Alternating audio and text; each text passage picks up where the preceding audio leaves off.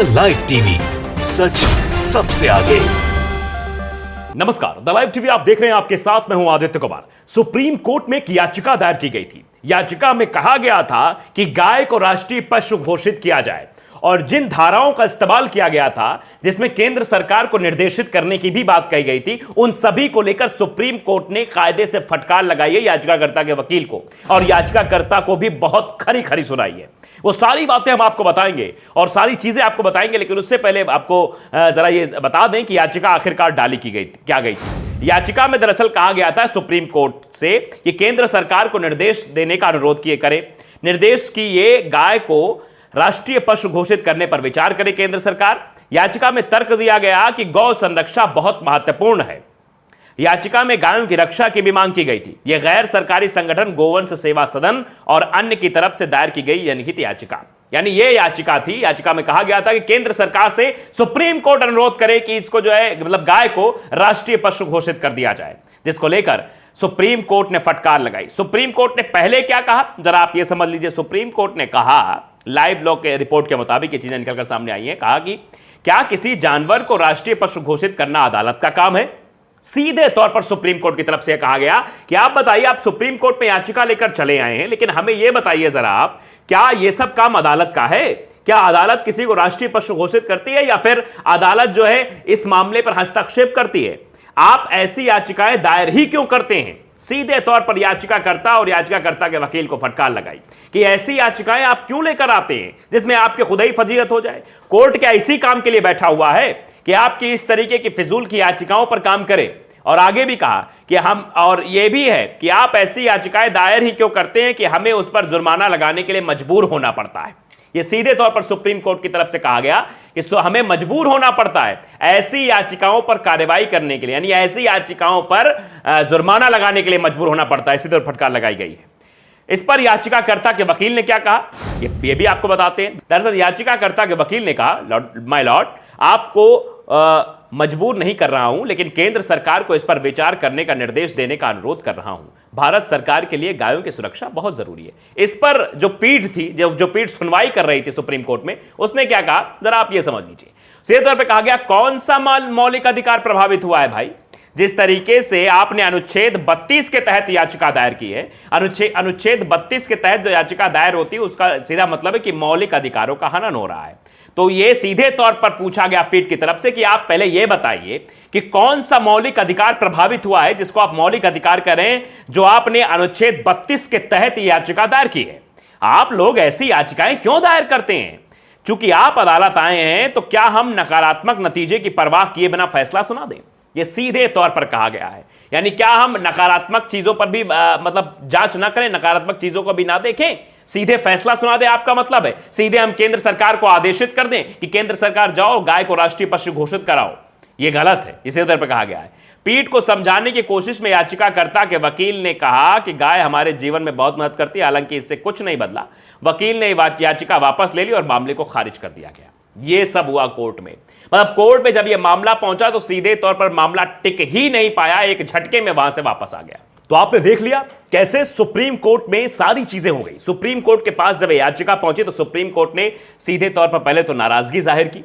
यह कहा कि ऐसी याचिकाओं कोई मतलब नहीं है, लेकिन फिर भी जब याचिकाकर्ता के वकील नहीं मान रहे थे, तब सुप्रीम कोर्ट ने फटकार लगाते हुए इन सब बातों का भी इशारा कर दिया कि अगर आप इस तरह की याचिका लेकर आए हैं और मौलिक अधिकार के हनन की आप बात कर रहे हैं, तो कौन सा मौलिक अधिकार प्रभावित हुआ, यह भी आप बताइए। क्योंकि जिस अनुच्छेद के तहत आप आए हैं, अनुच्छेद 32 के तहत आपने याचिका दायर की है, तो आप जरा इस बात को बताइए कि क्या मतलब नुकसान हुआ है, कौन सा मौलिक अधिकार प्रभावित हुआ है, जिसका जवाब याचिकाकर्ता के वकील के पास नहीं था। इसलिए सीधे तौर पर यह याचिका जो थी उसको खारिज कर दिया गया। यानी सुप्रीम कोर्ट का वक्त जाया करने के एवज में जुर्माना भी लगाने की बात सुप्रीम कोर्ट की तरफ से कही गई है, क्योंकि सुप्रीम कोर्ट में यह याचिका सिर्फ इसलिए डाली गई थी ताकि चर्चा का विषय बन सके। याचिकाकर्ता ये चाह रहे थे किसी भी तरीके से याचिका डालकर उनके मनोबल को बढ़ावा देने की बात की जा सके और बाद में वो सीना ठोक कर सामने आके कह सके कि हमने गाय को राष्ट्रीय पशु घोषित कर दिया, ये है वो है। हम सुप्रीम कोर्ट में मामला लेके गए और सुप्रीम कोर्ट ने केंद्र सरकार को निर्देशित कर दिया, जबकि सीधा रास्ता भी है।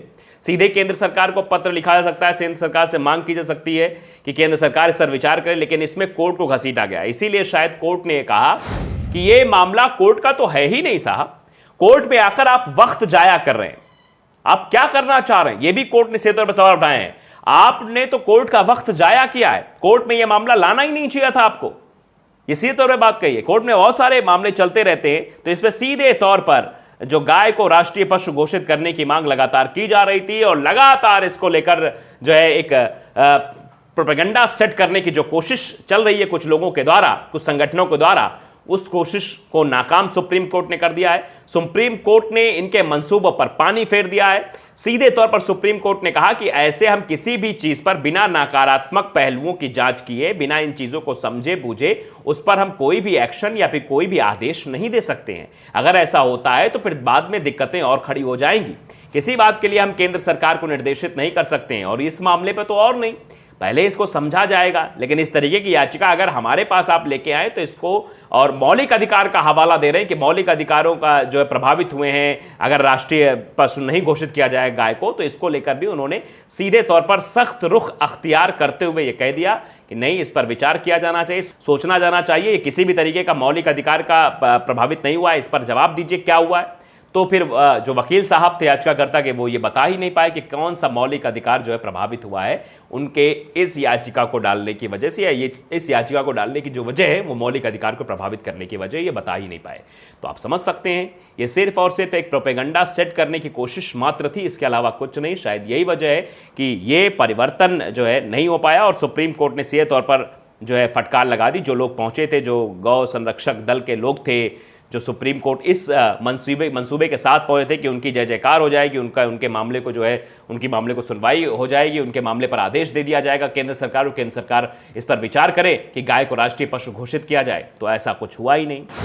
Justice SK. कौल और जस्टिस अभय एस ओका इस पूरी बेंच को देख रहे थे। वो बेंच के याचिकाकर्ताओं के वकील को भी फटकार लगाई और मामले पर सुनवाई करने से भी इनकार कर दिया, मतलब सुनवाई ही नहीं की। साथ ही सुप्रीम कोर्ट ने वकील पर जुर्माना लगाने की बात कही, जिसके बाद याचिका वापस ले ली गई और पूरा मामला वहीं खारिज हो गया। यानी मामला उठा ही नहीं, मामला चला ही नहीं, मामला आगे बढ़ा ही नहीं, वहीं से खारिज कर दिया गया मामला, क्योंकि इस मामले में कोई दमबाजी नहीं देखी जा रही थी। शायद यही वजह है कि इस मामले को तुरंत सुप्रीम कोर्ट ने के वकील जो जस्टिस एस.के. कौल थे, जस्टिस अभय एस ओका थे, उनकी बेंच ने इस याचिका को तुरंत ही खारिज कर दिया और धमकी भी दी।